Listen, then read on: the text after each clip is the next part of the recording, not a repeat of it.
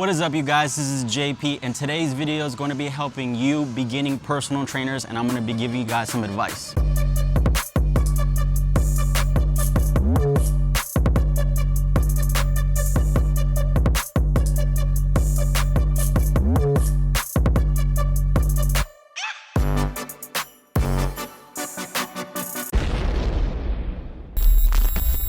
So there are a lot of you guys out there who see personal training as a career, and you're attracted to being a personal trainer. You know, maybe your friend mentioned it to you, maybe you've seen an ad online about becoming a personal trainer.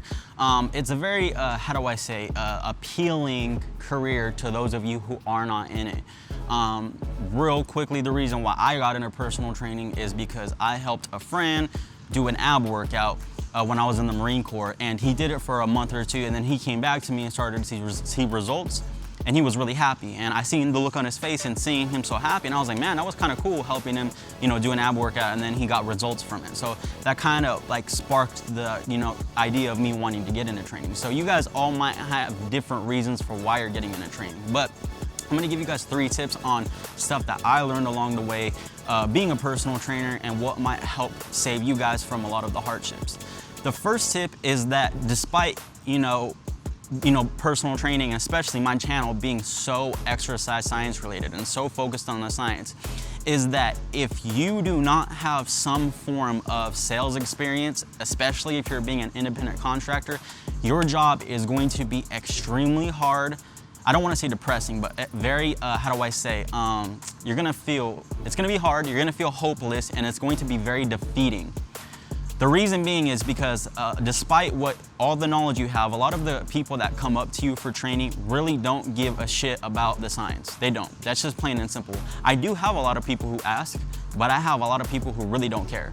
They just don't. It's plain and simple. They just want results. That is it. And most of the stuff we talk about during our sessions has nothing to do about exercise science. Of course, if it's pertaining to the exercise they're doing, I'm gonna talk about it because I need to teach them. But in regards to all these things, they just want you to do it all on the back end, and when they show up, they want results, plain and simple. So, depending on what type of career you take as a personal trainer, if you're gonna work for a big corporate gym or an independent contractor, the sales is gonna go a little bit different.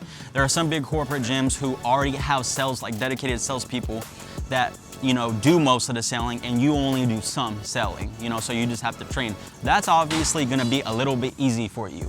But again, you're still gonna have to sell, and they're still gonna put pressure on you to sell. Now, most corporate gyms kind of fuse the personal trainer and the salesman into one, a la like 24-hour fitness, I believe does it like that. I could be mistaken though. But again, if that's the case, you're gonna have a really hard time if you don't have good sales experience. Again, they're gonna put a lot of pressure on you to meet a certain quota, and again, if you're not training someone, you're gonna be getting minimum wage, so it's gonna be extremely hard. I never really did that route. I didn't like it. I didn't like the idea of building my name under some other gym because no one's gonna know me for me. They're gonna know me for whatever gym brand I'm working for. So again, that's not really my route. It's gonna be hard. Now, for those of you who are gonna take the independent contractor route, you're gonna be your own boss. You're gonna work for a gym that basically signs you as an independent contractor, and they don't take a portion of, most of them don't take a portion of the sales you get. They just charge you rent is how it usually works. For you, sales are gonna be, again, very important just because, again, it's gonna be all on you. They're not throwing you people most of the time. They're gonna help you, work with you, the gym, but they can only do so much with you being an independent contractor. Because again, if they try to help you do too much, they try to, be in your job, it's gonna be kind of crossing that line into you being an employee. So again, it's really pretty much all up to you. Now, for sales experience, I don't mean you need to do the whole aggressive sales tactic. I'm just saying that you need to be able to at least somewhat comfortable in closing, a decent amount of money. Some people feel uncomfortable accepting, $300, $500, $600, $700, sometimes even up to $1,000 or more at a sale. So you need to be comfortable asking that amount of money for, with confidence. I've met people who said, I don't want to train with that person because they didn't seem confident. They didn't seem like they know what they were doing. And at the beginning, it was hard for me to ask for that amount of money. But again, if you value your work, it comes with it. So I guess to wrap this point up in a nutshell is that just have a way to get clients, whether that be through sales, whether that be through some of these apps like Bark, whether that be through flyers, whether that be through some connect. But if you do not have a way to get clients, you're gonna suffer. It doesn't matter how much you know. I spent too much of my time focusing on the science and not so much on learning how to sell and close and basically getting the clients that, even though I felt like I was a good trainer at the time. I know I'm a good trainer now, but I felt like a good trainer at the time. I had no one to train because no one really knew that I knew what I was talking about. So that's the main point. The second point or second tip for you starting personal trainers out there is when you do get people, be careful of the intensity that you train them at. So have some way to gauge intensity.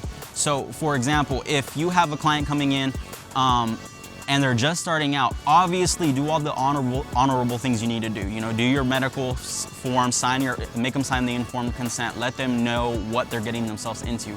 But the day and age where you push someone to have them throw up, it's long gone. It's been gone for a long time. A lot of people, when they're just starting out, they get real, how do I say, weird, shaky, dizzy if you push them too hard starting out at the beginning. So again, I really recommend you have some form of intensity gauge at the beginning, and when in doubt, at least for the first month or two, always proceed with caution. So if you have two choices to go a little harder or pull it back a little bit, I would almost always advise you guys starting to pull it back on the client a little bit. Just because, again, for them, it could be too hard. And from my experience, I've had some people, you know, they're like, okay, I'm feeling a little woozy, I need to sit down for a little bit. Because again, I wasn't even pushing them that hard, but I was pushing them harder than they can handle. So have some form of intensity gauging that you can do with your clients. Constantly ask them for feedback, because again, it's gonna be something that's very hard for them if you're just sitting there push. You don't need to train to failure in every set. You don't need to make them throw up. Give them good rest periods. It's just gonna help you in the long run. The third thing is realize, and this is something that kind of hit me hard over the long run, is that the science that you're learning from your personal trainer textbook is not all correct. When I got certified, I basically took my personal trainer book for almost like an end all be all. If my personal trainer book said it, I thought, okay, cool, you know, that it says that, and if something went against my book, then, you know, it was wrong. Now let me give you a quick example, is that in my personal trainer book, it said that the main reason people, the main reason people's muscles hypertrophy or, you know, grow is due to the basically acute hormonal spike in anabolic hormones post-workout. So basically they'll do a workout, and right after the workout, you get these anabolic hormones tend to spike right after their workout. My book said that. But again, the latest research, and not even latest, it's actually been known for a while, is that this acute increase in, you know, anabolic hormone spike post-workout is not basically the direct cause of hypertrophy. It is a response to the workout, but it doesn't really have an effect on the result of the person's muscles growing. So that's not the reason why their muscles grow, okay? So when I took this for like direct, okay, the end all be all, one, it didn't help me, you know, gain any, you know, knowledge in the long run. It didn't help me be a better trainer, and it's kind of just something you have to separate yourself from. It sounds weird. Okay, I'm certified by them. Why would some people have this loyalty to them? What am I gonna say if this textbook's wrong? But you gotta think a textbook is just a culmination of a bunch of references of other studies, you know, and not all studies are created equal. So that'd be my last tip, is just whatever certification you have, take the good, you know, push out the bad. And again, sometimes you just got to take it on a case-by-case basis. You might not know. Just be okay and willing to change your opinion over the long run. Because again, if you're not, you're going to come to a situation where you might be standing your ground too hard. Someone presents evidence against something you're saying, and because you're being extremely stubborn, you don't want to switch. So those are the 3 tips or pieces of advice I can give you, new trainers starting out. Those are the things that I kind of ran into over my time being a trainer. If you guys need any clarification on any of those, comment down below. Other than that, I'll see you guys in the next video. Peace.